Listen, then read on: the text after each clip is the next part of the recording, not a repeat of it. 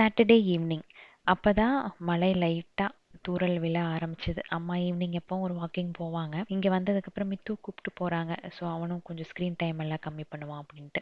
But அன்னைக்கு போகாதனால அப்படியே நம்மளோட பார்க்கிங்லேயே கொஞ்சம் 2 பேரும் விளையாண்டுட்டு நடந்துட்டு இருந்தாங்க. நானும் பாப்பாவும் சேர்ந்து அப்படி பேக்கிங் பண்ண ஆரம்பிச்சாச்சு. வெதர் கொஞ்சம் நல்லா இருக்கு அப்படின்ட்டு. ஆக்சுவலாக அன்னைக்கு வந்து பனானா கப் கேக் மட்டும்தான் பண்ணுற மாதிரி பிளான் இருந்தது.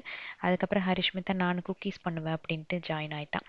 என்னதான் நான் பண்ணாலும் அவள் பண்ணுறது தான் வந்து மித்துக்கு ரொம்ப பிடிக்கும். அவளுக்கு வந்து பேக்கிங்கில் ரொம்ப இன்ட்ரெஸ்ட். ஸோ குக்கீஸ் எல்லாம் பார்த்தீங்கன்னா செமையாக பண்ணுவா.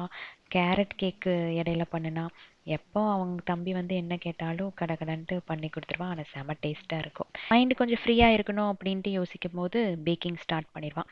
அதுக்கப்புறம் நமக்கு ஆட்டோமேட்டிக்காக ஸ்ட்ரெஸ் லெவல் ஜாஸ்தி ஆயிடும். ஏன்னா அவ்வளோ பாத்திரங்கள் அங்கே சேர்ந்துருக்கும். ஸோ கப் கேக்கு ரிவ்யூ வந்து ஹர்ஷ்மிதா தான் கொடுத்தா. டயட்டில் இருக்கவங்க மட்டும் அதை சாப்பிட்லாமா. ஏன்னா அதில் சுகர் கொஞ்சம் கம்மியாக போயிருச்சான். அதனால் டயட்டில் இருக்கவங்க யாராக இருந்தாலும் அம்மாவோட இந்த ரெசிபி வந்து கண்டிப்பாக ட்ரை பண்ணுங்க அப்படின்ட்டு. மித்துவுக்கு வந்து ஃபஸ்ட்டு கப் கேக் பிடிச்சது. அப்புறம் அவங்க அக்கா குக்கீஸ் பண்ண உடனே எனக்கு அக்கா குக்கீஸ் தான் ரொம்ப பிடிச்சிருக்குது அப்படின்ட்டான்.